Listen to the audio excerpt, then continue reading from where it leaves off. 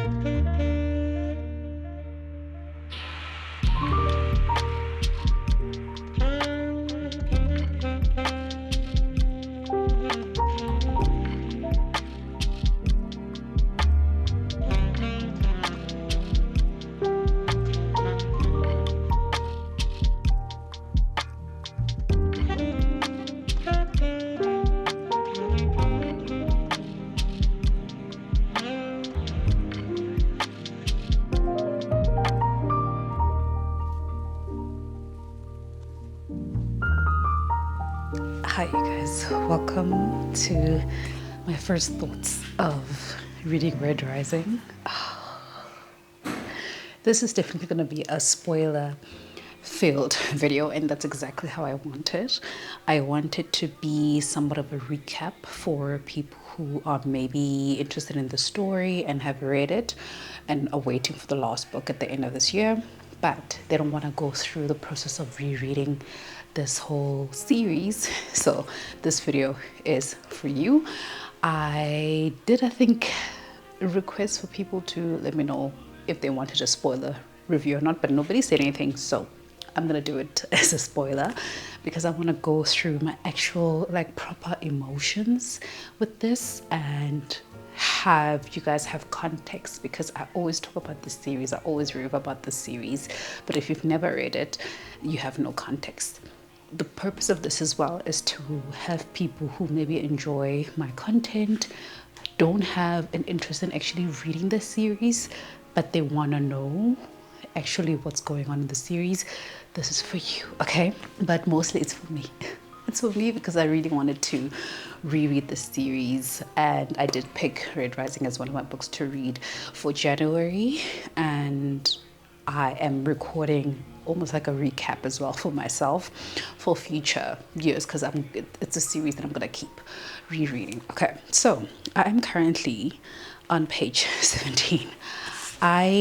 Number one, I'm going to annotate.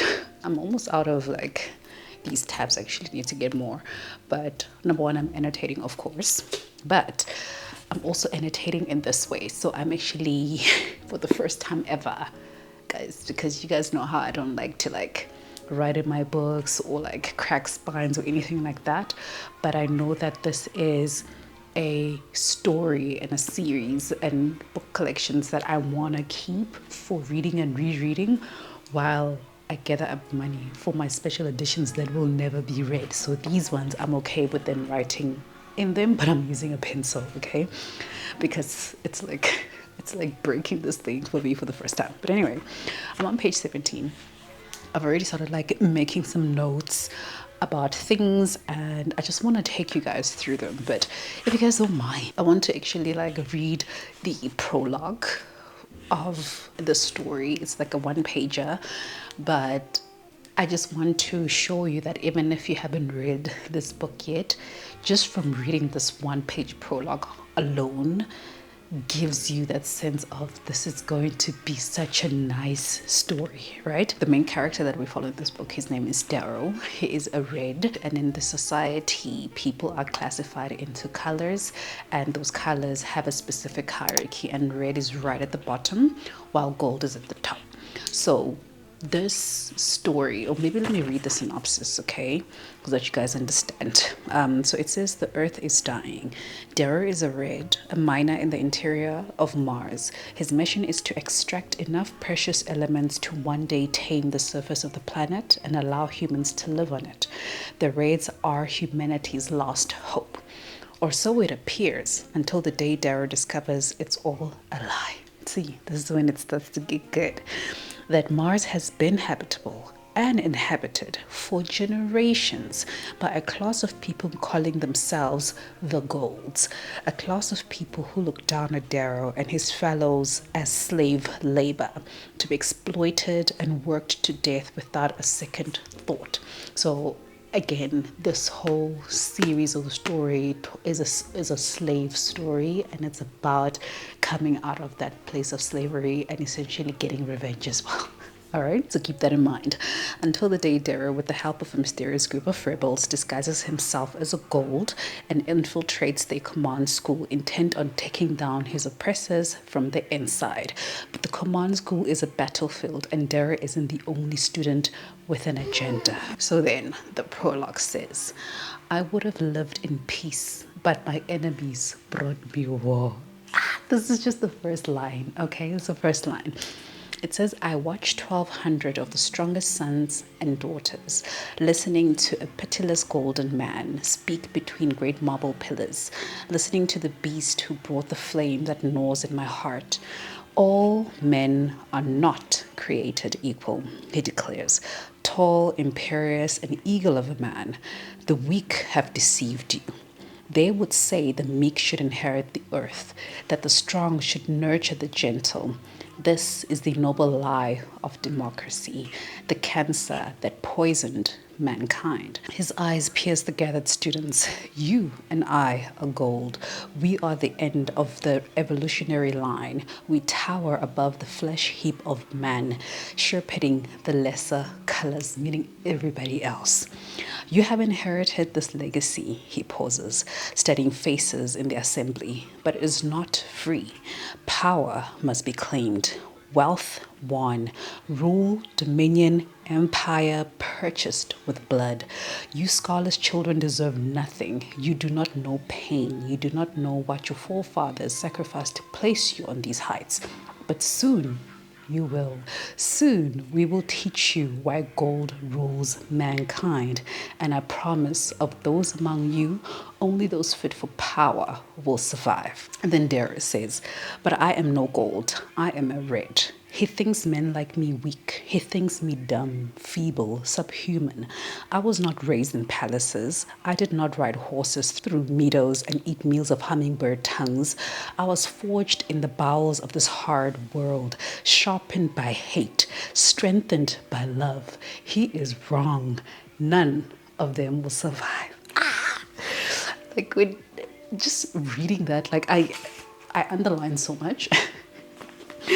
I underline so much and I'm like, oh my gosh, it's so good. And what I just read right now, so they live in the underground of Mars, and where they live, they've never seen the sky, they've never seen birds, only on their television, which they call the HC. And essentially their one job is to mine for this material called helium-3, which apparently will help terraform the surface of Mars so that it's livable, but it's also fuel to get people off of Earth and to colonize other planets, right?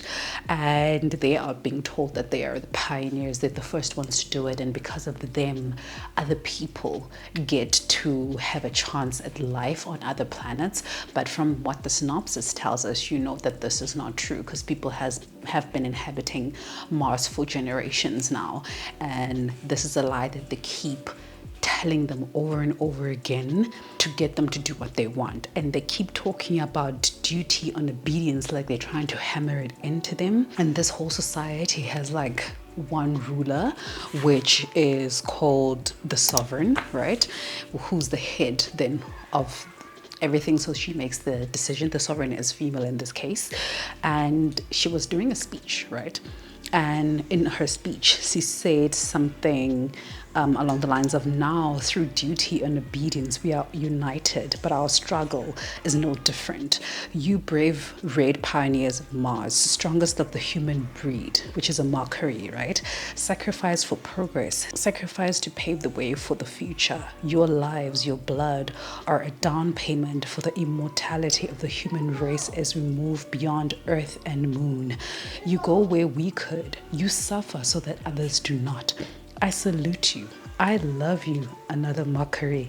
The helium-3 that you mine is a lifeblood of the terraforming process. Soon the red planet will have breathable air, livable soil, and soon, when Mars is habitable, when you, brave pioneers, have made ready the red planet for us softer colors, you hear this? We will join you, and you will be held in highest esteem beneath the sky your toil created.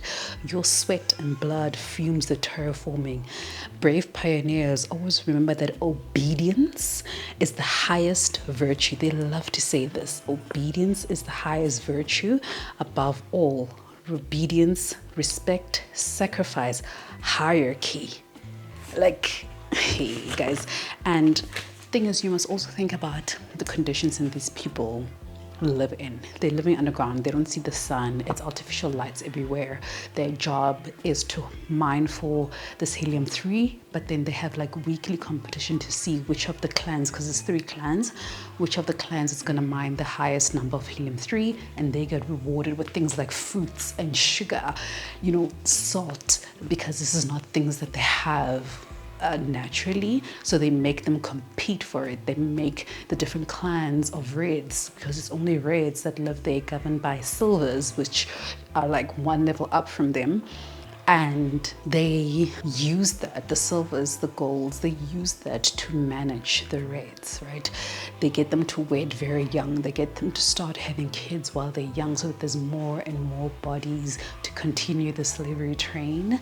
And it's just, oh man, it's just sick. And also because I understand and I know the story, when he talks about how this time around they've worked so hard that they've reached the highest number of helium-3 that they mined. Therefore, their clan gets to have sugar. Their clan gets to have fruit, things like that. Their clan gets to have medicine, because these things are also hard to find. So it's like you're teaching them and you're forcing them to be obedient, and you're putting them in this facade of you're such great pioneers, you're doing such a great job, where essentially you're just using them for slavery. If I also found that out, I'd be pissed like Darrow. But so far so good. I'm so happy to be rereading the story, and I'm glad that I'm taking my time with it, to read with my eyes and to record my experience reading it and talk you guys through it as well. But yeah, I'm so happy. I can't wait to continue doing this and go through the whole series in preparation for book 7. This is literally the reason why I'm doing this. But yeah, I'm so happy. I will come back and give you feedback, maybe just as I finish part 1. I think I'll come back when I finish part 1, because then there would have been a lot of development in the story. But yeah, I'm so happy, so excited to be reading this book, sharing the story with you guys. It's one of my favorite series. You guys know this, one of my favorite authors, and I'm kind of sad that the series is coming to an end, but I'm also looking forward to seeing what Pierce Brown is going to give to us.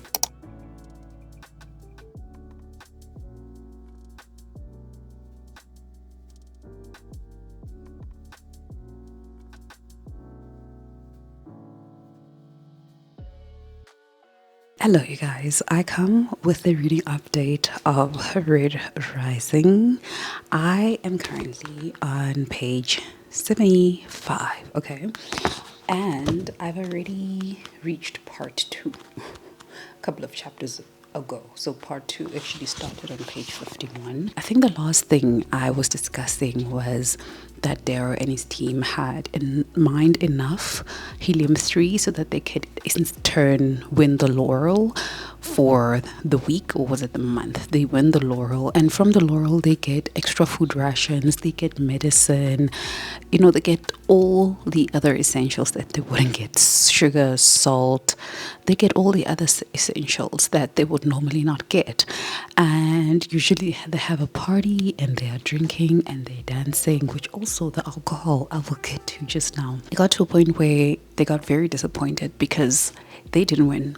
The Gamma ended up winning. So this was also a lesson for them to realize that whatever they do, there's just no way that they will ever win. Like, the system has been rigged.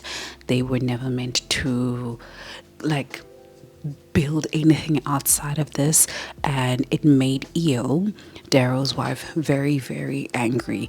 And she is somebody who keeps telling Darrow about how this is not okay, the system is not okay, we need to live for more, we need to want more for our kids. Right now we don't own anything, we are essentially treated as slaves, as if she knows something. And on that same night, she takes him to this place where he's never been before. It's a place that the Silvers tend to go to, and the Reds are essentially not allowed. But she sneaks him in, and he gets to touch grass for the first time. And they're sitting under this dome where they could actually see the sunset, and he was seeing the sun for the first time. And they had this very magical moment in this place, in this little forest, until they were caught. And the punishment for being caught in an area you're not supposed to be in is flogging. And after they were caught, they were actually in prison for about 3 days, and then they were released for the flogging. And they realized that when they get to the flogging, it's full the HC, which is the television is on, and he realizes that Nero, our Augustus, who is the governor of Mars, is actually present to this flogging, and he doesn't understand why did they bring him in? Why is this such an important thing? So now their quote unquote caretakers, which are the Silvers, are there trying to impress the governor because now he's watching, and they need to show him how they deal with people who break the rules in this mining colony. Therefore, one of the Silvers, who's higher up, puts on this show and starts flogging Darrow and starts flogging him, and he takes it, and then it comes to his wife. And before she goes on the table, she looks at him and essentially say to him, live for more. I love you, live for more, break the chains. This is what she says to him, break the chains. And in that moment, he realizes she's about to do something that's going to get her killed, because there's certain things that you can do that the society will get you killed, because those are the kind of things that could start rebellions. Those are the kind of things that will put ideas in people's minds that the Golds don't want. So he knows that his wife is about to do something. And he's begging her, he's crying for her, Io, please don't do this. Just take the flogging, just take it and we survive this thing. But she's just determined. So there's a dance as well that Reds are not allowed to perform. Otherwise, they get killed for it. But it so happens that Darrow's uncle has been teaching him this dance in silence. And you guys will also find out the significance of this. It's a dance that was done long ago, and the song as well, there's a song that is not allowed because it's a song that speaks of rebellion. It's a song that speaks of the atrocities that the Golds inflict on everybody else, not just the Reds, and how they essentially are slaves. So they don't want people knowing this song, they don't want people singing the song. And so when Io lies on this table to take her flogging, she starts to sing this song, and everybody is just shocked, and the arch-governor just thinks that this is a silly thing, she's being stupid, let her sing her song, let her finish her song, I don't give a damn.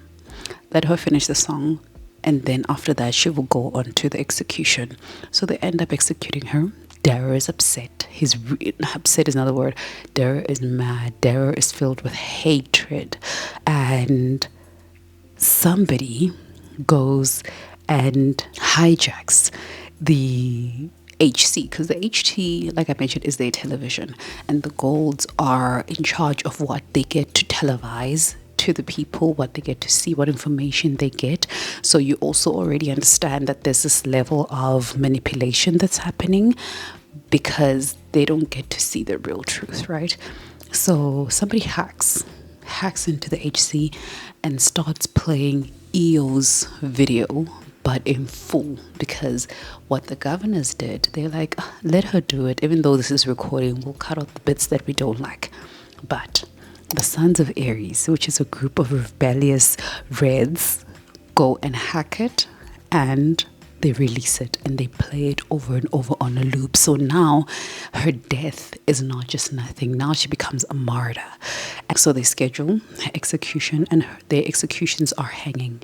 And because the gravitational force on Mars is not that of Earth, when somebody hangs, there's not enough gravitational force to actually pull them down. So one of the loved ones, they make the loved ones pull the body of their family to essentially kill them. So it's like you become complicit in this punishment as well. They make you complicit in it. So Darrow had to go in there and pull his wife's legs, which also, it's like it makes him guilty in a way. He feels guilty as well. So it's a very painful experience for him, because he is so in love. He's obsessively in love with his wife. And he's only 16. She was 15. Okay, these people are young, but she's all that he's known, and she's been a great wife to him. So he would do anything for her, and he does. He believes that the wife does not belong hanging there, because after they hang you, they leave literally your body to rot until your skeleton, and then they take it off. So it's like there's no way that he can walk to work every single day and get to look at his wife in this way.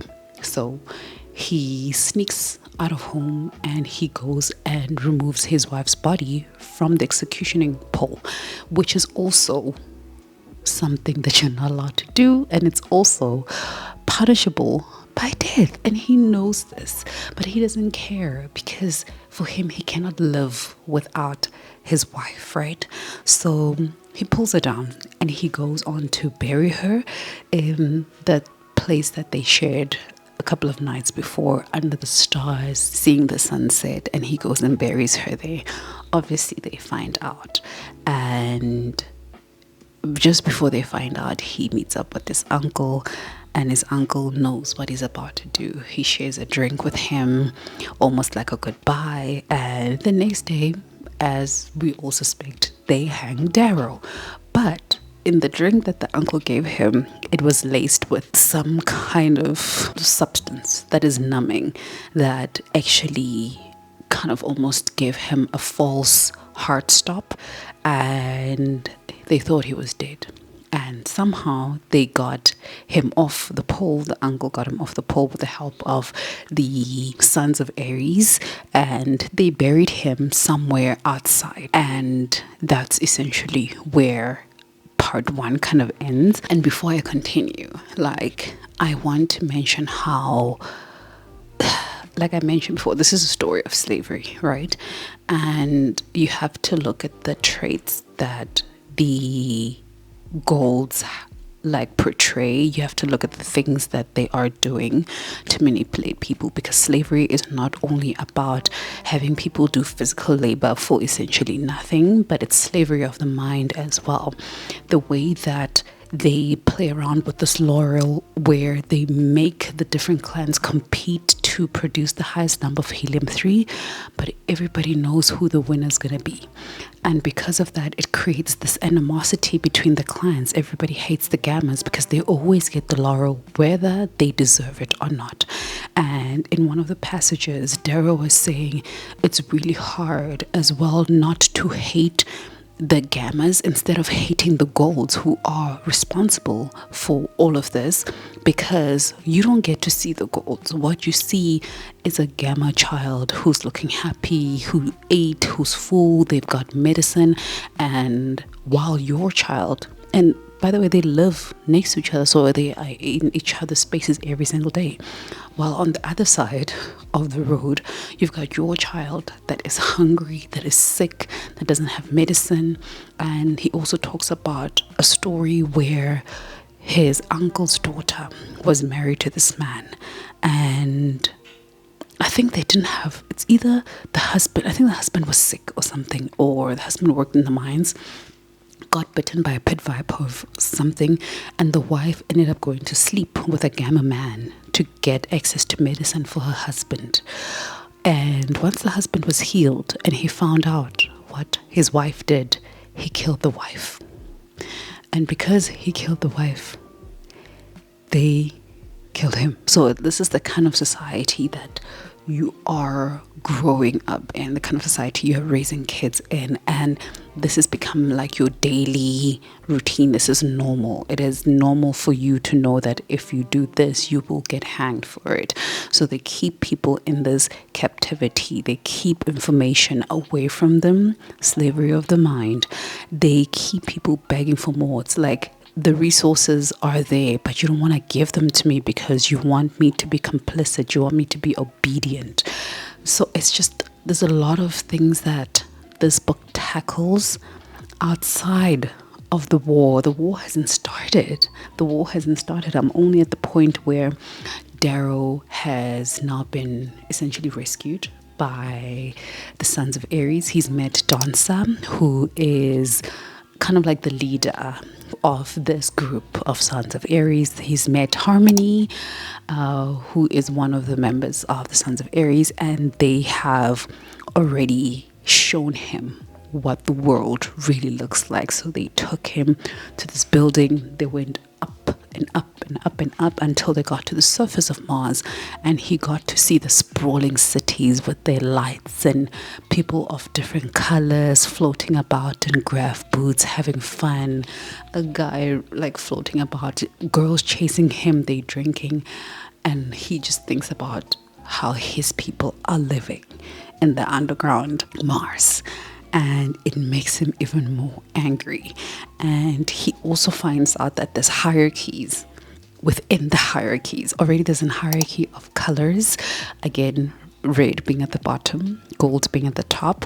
But within the reds, there's low reds and there's high reds. And it's like he's never even heard this term. But to find out that not only are you at the bottom of this pyramid and you are a red, but you are a low red, because there's higher reds that live above the surface that actually get to work like these menial jobs, like they are cleaners and such, and they get paid for it. It's a little bit of money, because also Dancer was saying to him that these people are also still living in slavery, because and this is the passage that I think I wanted to read to you guys. So it says, gold structure everything to make their own lives easier. They give monies and handouts to make generations dependent on the seventh day of each new earth month. They create goods to grant us a semblance of liberty. If violence is a gold sport, manipulation is their art form. And I was just like, this is literally what you see in terms when there's war. Right? If you read history books, you see that the war and colonization and slavery was more than just the brutality and the violence.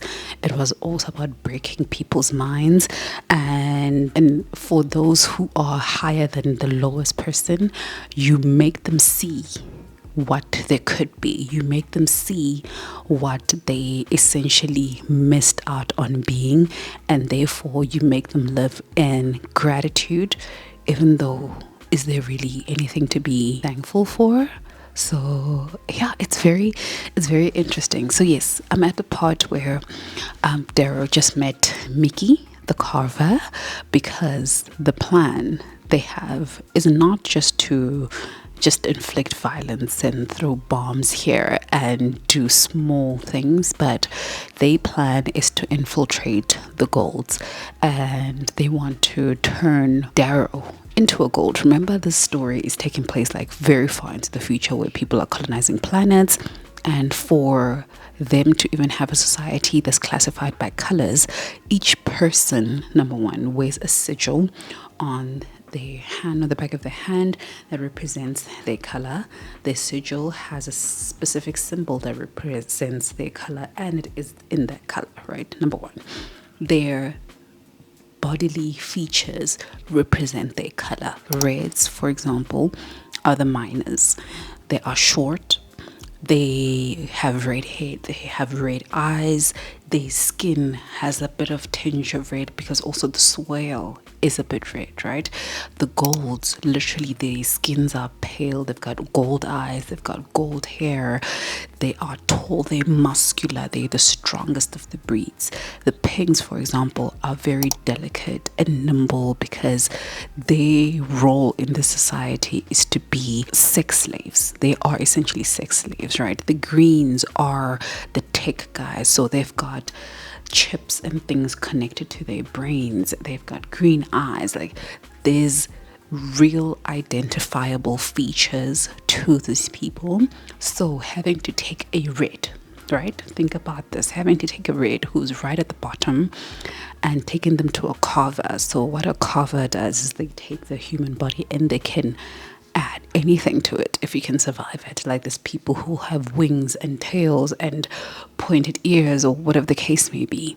So they need to change his whole body structure to make him a gold. This is where I am right now, and it's a very gruesome procedure. It's a procedure that takes long, and when you ask how many people have survived this, they told them 97 people tried it and it failed and they all died. It's like, guys, I don't want to do this. Give me a weapon. I will go shoot at something. Like, this is not meant for me. And also for him, it's like, Eo will not recognize the man that I become. I think that's his biggest thing, because he's like, I hate these golds so much, and now I have to become one of them to infiltrate them. So yeah, I'm really excited. I'm having a great time. I'm running out of tabs to annotate, but I am going to continue to read the book. I'm going to continue to annotate and underline and come back here to give you guys some updates. But yes, I'm having a grand old time reading this book. Hello, you guys. I'm here to close off this vlog of me reading Red Rising by Pierce Brown. It has been, I think, 2 weeks since I've actually officially finished this book, and I haven't come on here to update you guys in such a long time. I don't even think I remember the last thing that was happening. I think it was definitely after Darrow and have we met Mustang? Wait a minute. I don't even know what was the last thing that I updated, but okay, I'm gonna try and give a detailed review of this book in a way that I could possibly put together my thoughts, because I did not make any notes on what to say right now, because I didn't want this to be scripted. So let's first talk about characters, right? I always do my reviews in a core pile fashion. I don't use all the letters of the core pile, but I generally follow that theme. So core pile is a system that I don't know who came up with it, but I know that I came across it from Book Roast. So core pile stands for characters, atmosphere, writing style, plot, intrigue, logic, and enjoyment. I think. Okay, but starting with the character development. So this is one of the books where I feel that the characters are so fully fleshed and so very different. Like, there's no two characters in this book, especially main characters that we follow, where you could say there's similarities in the way that the characters are written, right? Everybody is very, very different. So let me take you through them. First up, we've got Daryl. Daryl is our main character who is a red, right? Even though he's now transitioned, he's still a red to the core. So he's a red, grew up in the underground mines of Mars, where he was a hell diver. And a hell diver is somebody who would go in and dig and take the biggest risk to go and mine for this helium-6.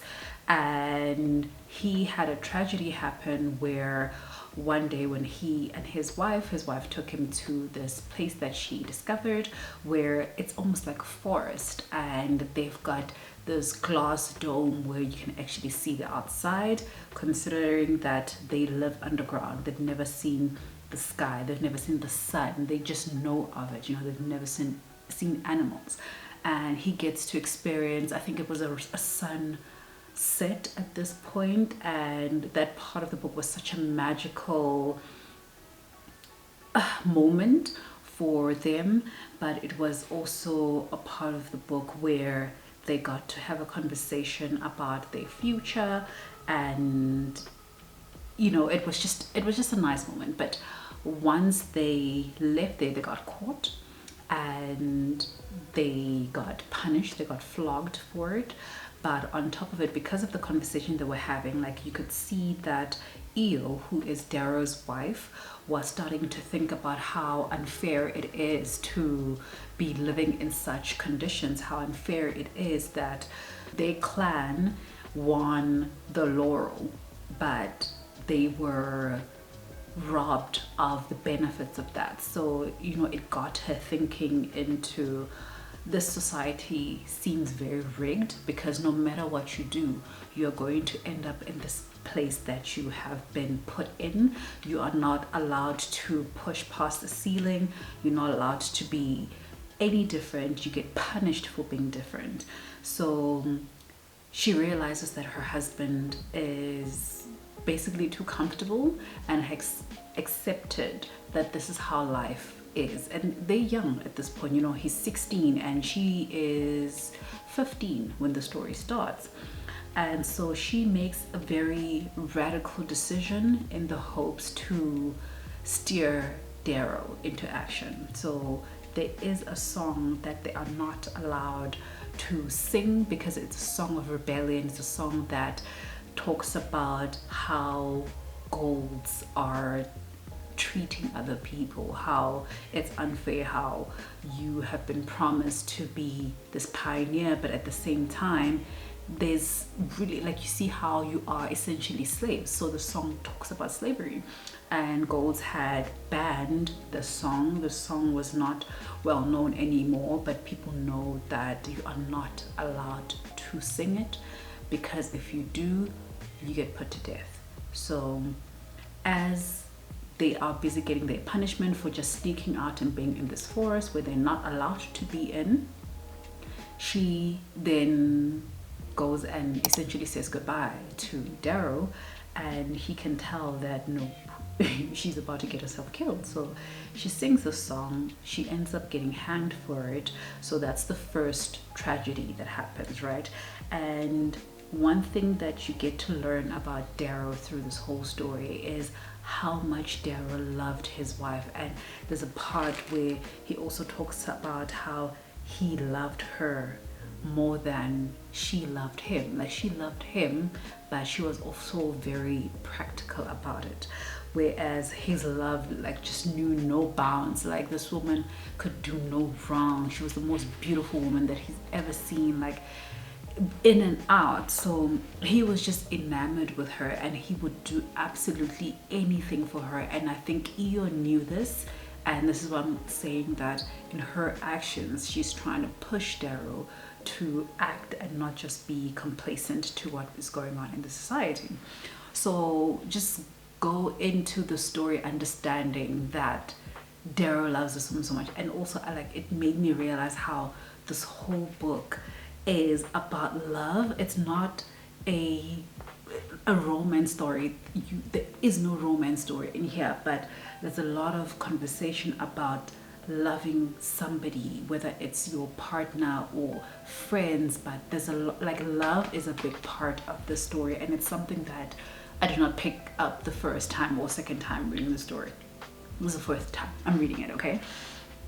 But one of the things she said is that this place exists. This is when they went there, right? Well, she starts by saying, you want the laurel. We all know, right? You needn't coddle me. I'm not angry any longer. It doesn't matter, Darrow says.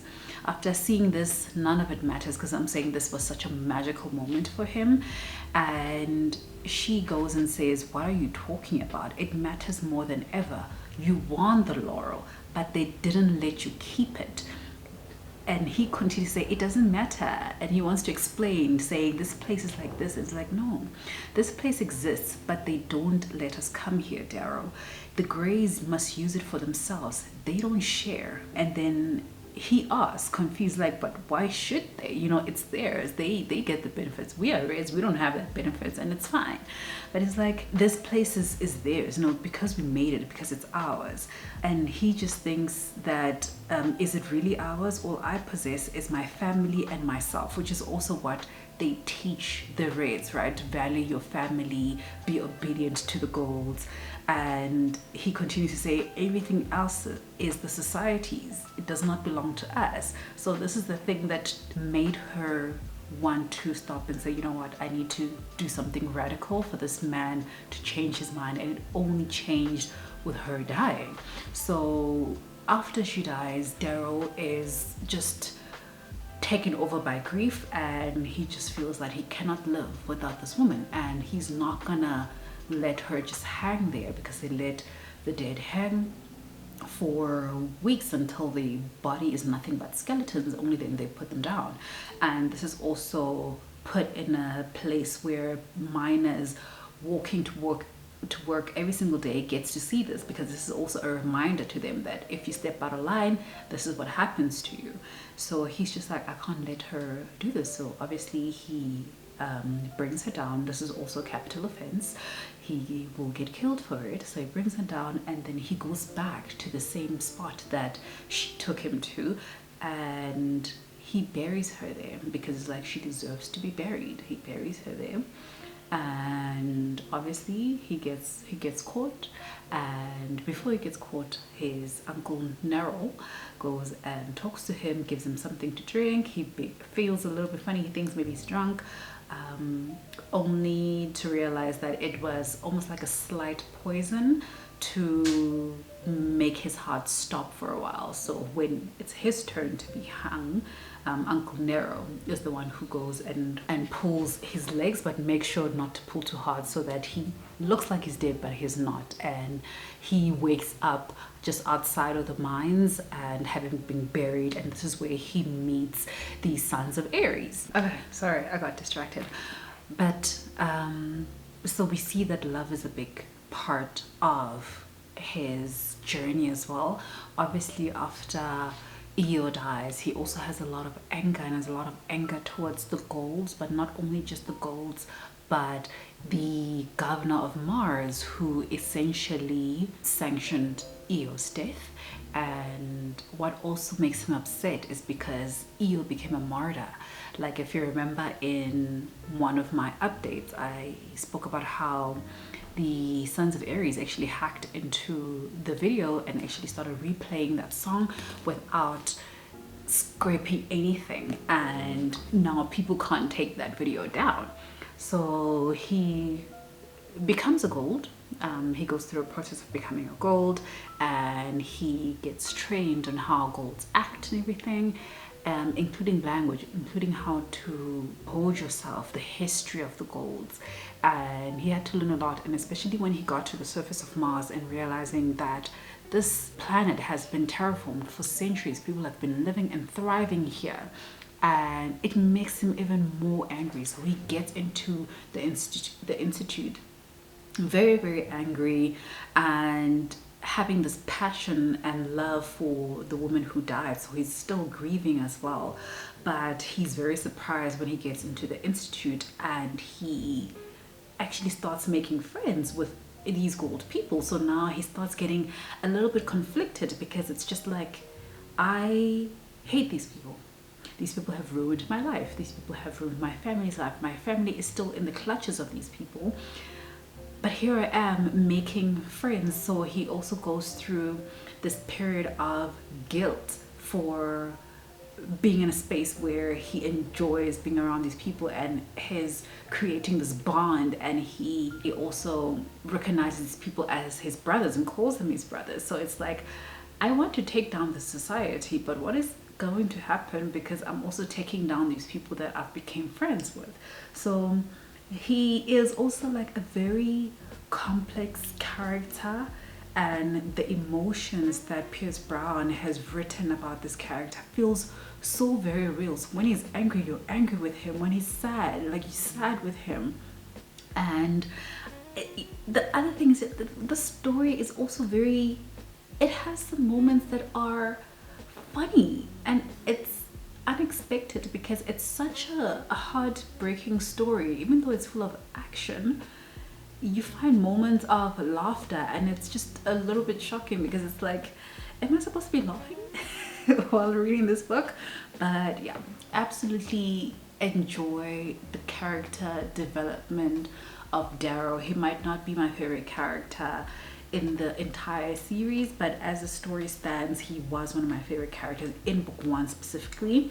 My views kind of change going forward with some of the decisions that he made, but maybe because I'm gonna get an opportunity to read the story again, maybe from a different light, maybe I will feel very differently as well about my feelings towards Darrow as a character, right? So we've covered Darrow.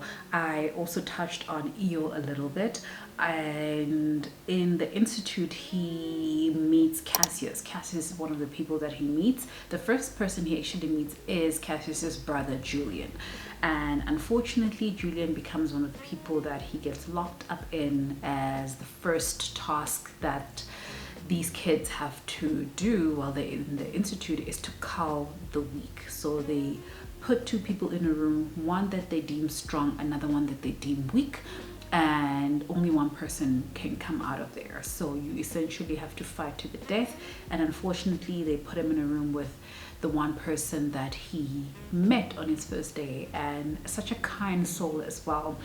And you can already tell that this is going to create such problems, because Julian is the person that almost introduces Darrow to Cassius, and Cassius is also a very big character in the story, and Cassius and Darrow get along from the get-go. They have the same mindset. They're also very brash, very like, sometimes they don't think things through, okay? But they create this very good friendship. So Cassius Bologna is one of the sons of a very prominent family in Mars. So Mars, you could say, is split between 2 family households. So it's the Bolognas, and it is the Augustuses, who is the arch-governor, right? And there's been a long-standing war between those 2 families, to a point where they keep killing each other off, all right? So Cassius, when he realizes that Julian is not here anymore, he's been killed by somebody, he also starts going through his grief, and he starts kind of like trying to figure out who killed my brother. And you can already start seeing that, oh, Darrow is gonna have a big problem here. But Cassius is he's very full of himself. Like, he's a character that is generally unlikable because of his upbringing, I feel. And then we've got Roke, who is a bit more of a gentle gold. He's a bit of a gentle gold. He's a poet. He deems himself a poet. He's always like spitting this poetic messages, and one of the things that he says, which is something that is repeated throughout the story, and to almost highlight this fact, is death begets death begets death begets death, which is something that Lon R. Arcos said, but you realize how this is a running theme in the story.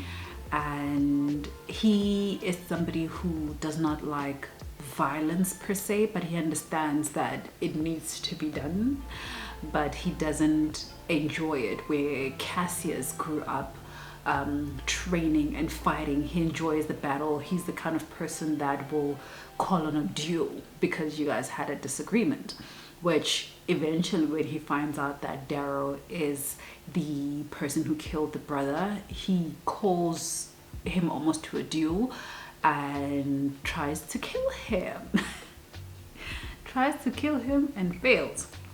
And as he fails, the person who saves him is a character called Mustang. And Mustang was part of a different house that Darrow and his house, they were of House Mars in the Institute, so everybody had a different house, and all of these houses were named after planets. So you had Pluto, you had Jupiter, you had Mars, you had Venus, and they were in this institute and competing against each of these houses, and what they needed to do is basically conquer all of the houses, and the last house standing wins the game essentially, and the leader of that house also wins the game. So Darrow wants to win because when you win you get the best opportunities in terms of after the institute, like study wise, work wise, and the deeper and higher he can climb in the society, the better his chances are at breaking it, or like with him trying to break the society, the more effective it's going to be, right? So he meets Mustang, and Mustang is one of the characters that I actually really love. So when he meets Mustang, Mustang is with this giant person called Pax Telemanus. Pax is one of my favorite characters in this book, and he comes from the Telemanus' family, and they are quite giants, and they go head to head. Like the battle scenes in this book are epic, but they get to a place where they take over the house, and Mustang is left to run away. And there's some of these ghouls that are very brutal, that are very mean, they borderline evil people, right? And because in this game as well, they are told that no one is a gold here. You are essentially emulating what the society is, and you are trying to recreate the same hierarchy that the society is built on. So in this game, if you take over a house, you can make the people in that house slaves. So they become your reds, you know, they become your pinks, and you can tell them what to do, and they are supposed to listen and do exactly what you say. If they don't, then they are labeled, what is the label that they gave them? Oath breakers. Okay, so they call them oath breakers, and that essentially taints your name and your character to essentially get opportunities after this institute. So yeah, when you made a slave, you're supposed to adhere to the rules. And he knows that some of the people in his house are very brutal. So when Mustang runs away and he goes hunting for her, but then two other very, very mean, nasty people follow him, he tries to be like, I can't let them do this, because this is why I'm saying as well, he gets to a point where he has not an identity crisis, but almost like a humility crisis, because it's like, I hate these golds.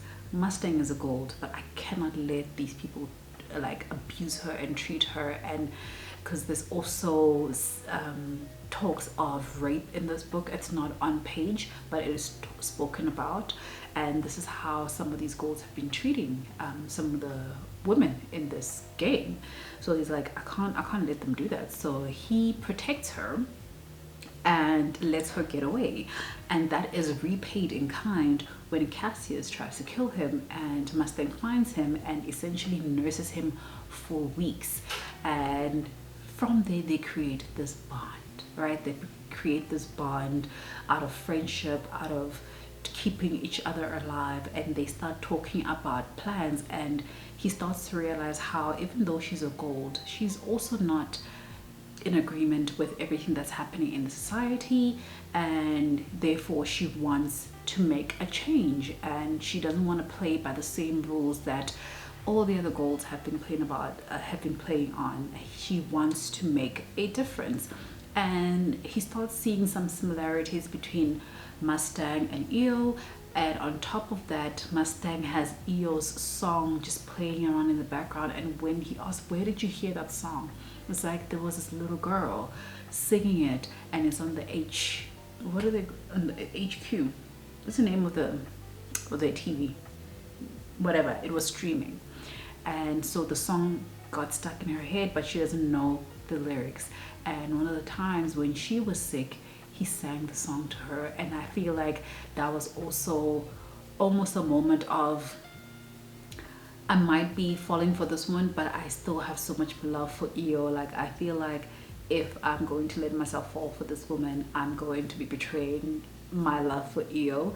So he's also kind of like caught in between, but from then on, he and Mustang starts trying to build their own group of people that will follow them, or follow Dara in this case, but outside of the rules of the society.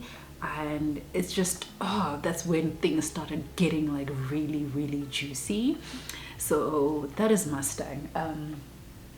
There is a revelation at the end of the book, which I'll come to, but the next character I want to talk about is Severo.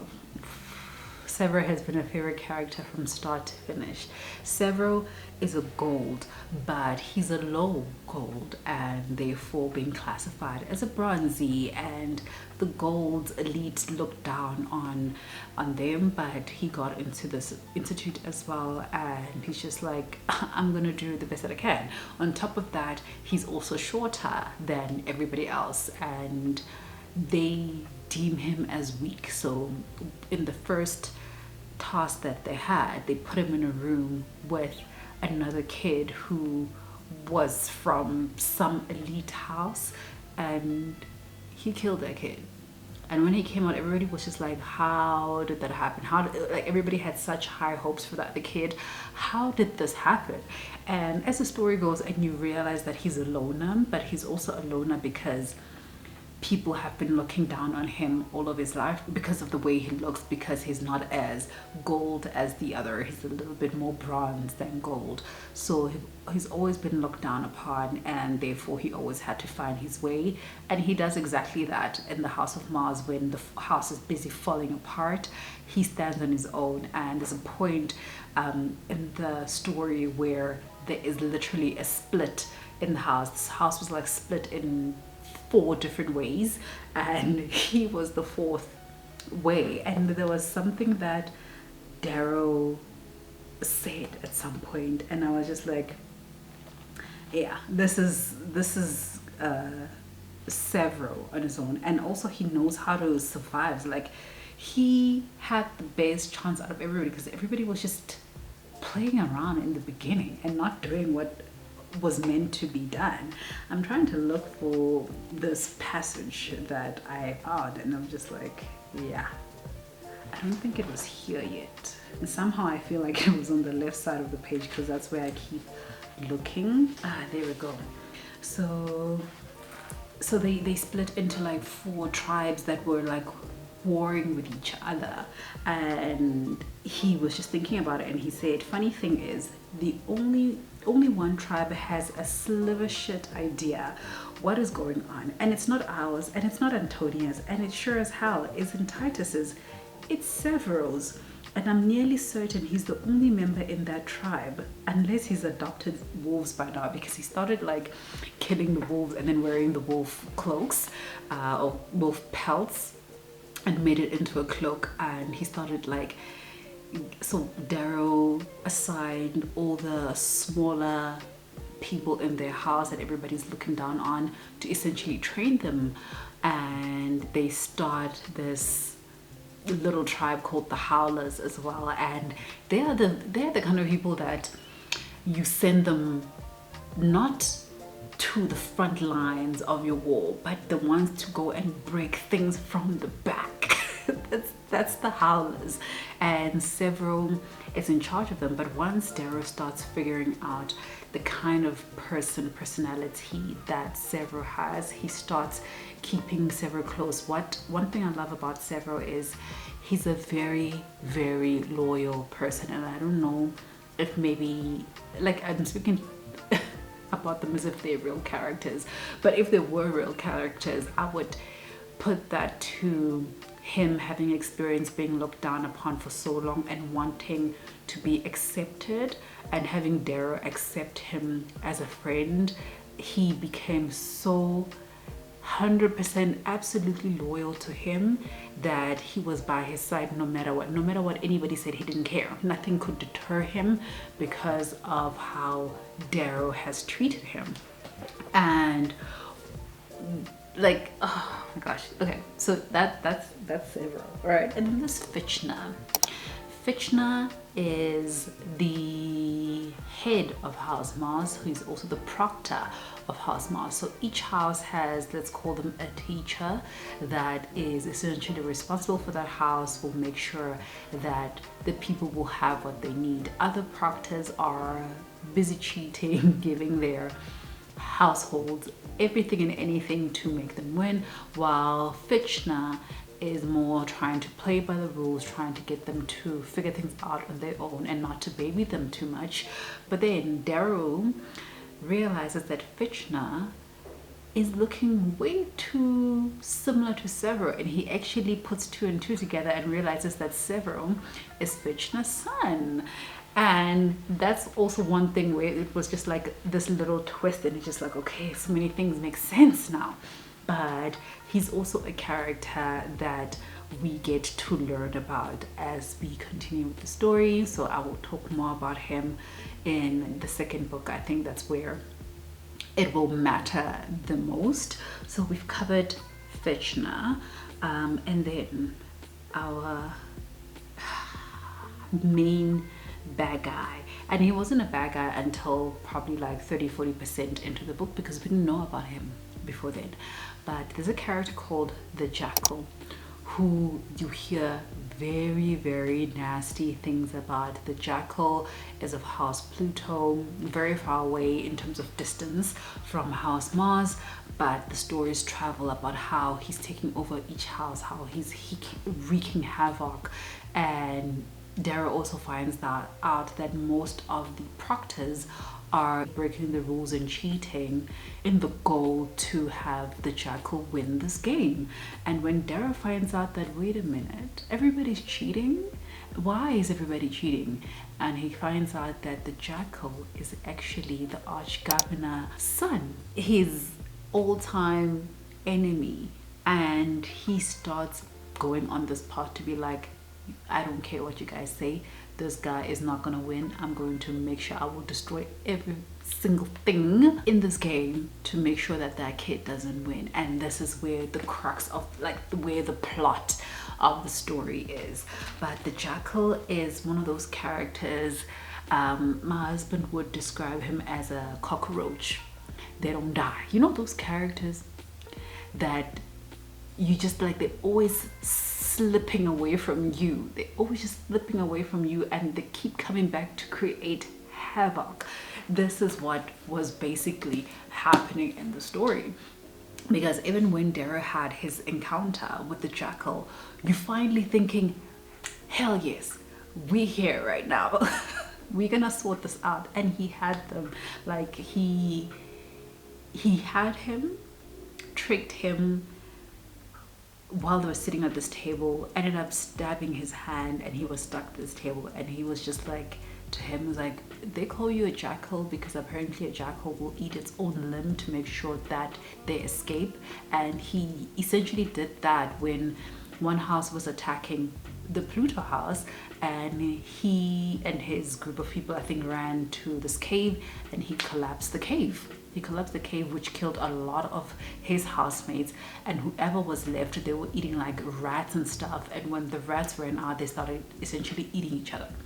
So that's how he got the name, the Jackal. So he's just like, okay, you're the Jackal. Here's a knife in your hand. Show me what you can do. Cut yourself out. If you cut yourself out, I might just let you go.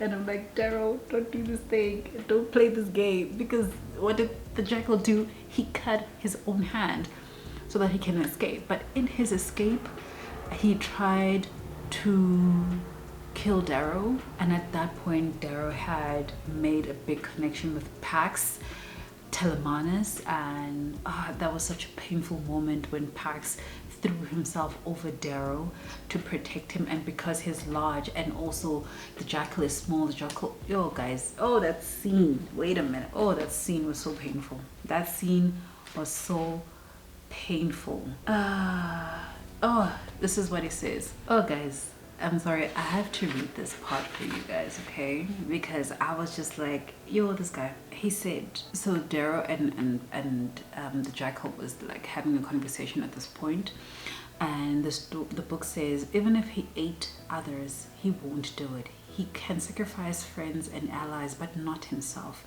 He will fail this test. He is an Oriot. He is no one to fear. He is small. He is weak. He is just like his father. I find his Pluto ring in his boot and put it around his finger so his drafters and father can watch their pride and joy give up.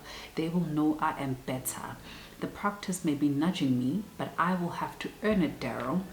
We're waiting. He sighs. I told you. I am something different than you. A hand is a peasant's tool. A gold's tool is his mind. Were you of better breeding, you may have realized this sacrifice means very little to me. Then he starts to cut. Tears stream down his face as the blood first wells. He's sawing and Pax can't even watch. The Jackal is halfway done when he looks up at me with a sane smile that convinces me of his complete insanity. His teeth chatter. He is laughing at me, at this, at the pain. I've not met anyone like him. Now I know how Mickey felt when he met me. This is a monster in the flesh of a man. The Jackal is about to break his own wrist to make the job easier. When Pax curses and gives him an iron blade, it will go through in a single stroke. Thank you, Pax, the Jackal says. I don't know what to do. Everything inside me is screaming sense. I should kill him now. Put a blade through his throat. This is someone you do not let go. This is someone you do not piss on and then send back to the wild. Right? He knew this. He knew this. But then, he is so far beyond Cassius, it makes me want to laugh. Yet I told him he could leave if he cut. And he's cutting. Dear God, you're gory mad, Pax breathes. The Jackal mutters something about fools. It's just a hand, he says. My hands are my everything. To him, they are nothing. When he is finished, he sits there with a mostly cauterized stump. His face is like snow, but his belt is fastened into a tourniquet. There's a shared moment between us when he knows I'm not going to let him leave. Then I see a distortion move through an open window. The practice came as I hoped, but I am distracted, unprepared, and when I see a small sonic detonator clatter onto the table and the Jackal grabs it with his one hand, I know I've made such a mistake. I gave the practice time to help him. Everything slows, yet I can only watch. With the same hand that holds the tiny detonator, the Jackal lashes upward with Pax's iron blade. He sticks the blade into my big friend's throat. This is the weapon that they gave him. I shout and I lunge forward as the Jackal presses the detonator's button. A sonic blast rips out of the device, throwing me across the room. The howlers slam into the walls. Pax flips into the door. Cups, food, chairs scatter like rice in the wind. I am on the floor. I shake my head, trying to gain my bearings as the Jackal comes towards me. Pax staggers to his feet, blood dripping from his ears, from his throat. The Jackal says something to me, holds up the blade, then Pax launches himself forward, not onto the Jackal, but onto me. His weight crushes me and his body covers mine. I can barely breathe. I do not see what happens, but I feel it through Pax's body. A shudder, a spasm. 10 impacts as the jackal stabs at Pax, trying furiously to get at me like some rabid animal digging in the dirt, digging through Pax to kill me while I am done. Then there is nothing. Oh, this part, even though I knew it was coming, this part broke me because it's like Pierce Brown also, like the way he just finishes people, and the people that you least expect. It's just so shocking that it's like, what do we do now? What do we do now? This was such a strong character, and a character that is loved, a character that is kind, even though he can be brutal because he needs to be brutal, but he's such a soft and tender character. Like, why do we have to lose somebody like this, and somebody like the jackal gets to get away with it? But anyway, that happens. The jackal ends up getting away. This makes Darrow even angry. If he was angry before, like, this is just something else. So this becomes more than about just winning this game. Now he's just like, you know what, I'm gonna destroy everything. I'm gonna destroy everyone. So he starts going after the proctors himself. He goes to Olympus, where this is like a floating mountain almost, where these proctors are living and chilling as this game goes on, because they don't live with the kids. They just go there and they always hover. Like, when he starts taking out the proctors, I was just like, I'm here for this revenge with you. I'm here for this revenge. But yeah, the story is so freaking good. I thought in my head I was doing co-pile, as I said when I started, but clearly you could see that there's been a mixture of me talking about essentially everything. One of the biggest plot twists in here was that the jackal and Mustang are twins. So the same woman that he's been falling in love with is also the spawn of his enemy.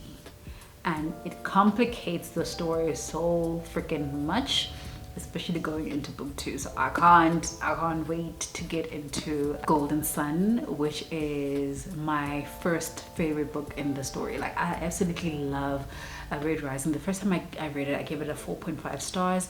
I gave it 5 stars this time around because it's the kind of story that just has so many layers to it, so many themes to it. Like, I talked about love, I talked about rebellion, I talked about revenge, I talked about found family, there's like friendship dynamics, you know, just slavery, and just trying to find a way to just break the society that's not working, to give everybody of every color a chance. So race, and in this context, race is also part of colorism because their system is based on color. But it's just an amazing body of work. I can't get enough of it. I can't get enough of the story. It is absolutely amazing, and it's a story that I will always recommend to you guys. I wanted to do this video as a way to record almost like a recap for anybody who wants a recap and have read the story but are not really interested in rereading it and want to prepare for the last book that's coming out. What is the name of the last book? Golden God? Red God. I think it's called Red God, guys. But I hope these videos serve as a recap, as a way to refresh your mind. But I also wanted a recording of this vlog and my experience in reading this book and be free to spoil it, because I wanted to share absolutely everything. And even now, like, I haven't really shared absolutely everything with you guys, because there was a time where I was reading this and I wasn't really picking up my camera. I will try to pick up my camera more when I'm reading Golden Sun, but there's a lot of other characters that I didn't really talk about, like Titus. Titus was also actually another raid that infiltrated this institute with the same purpose that Darrow has, but he couldn't get over his grief. He could have get over what they did to his sister, and therefore he came in guns blazing for revenge. He was the one like maiming these women. He was the one raping them, like just killing for fun without a clear vision in mind. And when he got caught out, and also caught out by Darrow from using words that only people use, that's when Darrow knew. And he's just like, I have to get rid of this guy, because if I don't, he's going to jeopardize my position and my life being here, and I can't do that to Io. I need to make sure that Io's dream comes to fruition, and I can't do that with Titus on my back. So he was one of the characters that was just very, very frustrating. So that was another plot twist in the story. We also have characters like Antonia, who, oh man, Antonia is like a snake. She's a snake. She's very selfish, very out for herself, very brutal, doesn't care, like she has no loyalties, nothing. She looks out for herself, and she's very smart. So she's a character to be really, really afraid of, because they're the kind of character that will work with you, help you, and in the same breath go and do something behind your back to get you killed if they don't handle it themselves. So it's a lot of characters that I didn't get to, but I think as I read the story they will come back to light, and I will discuss those characters with you guys. But yeah, this was my recap and my reading journey of rereading one of my favorite books of all time, one of my favorite series of all time, Red Rising by Pierce Brown. I hope you guys really enjoyed this video.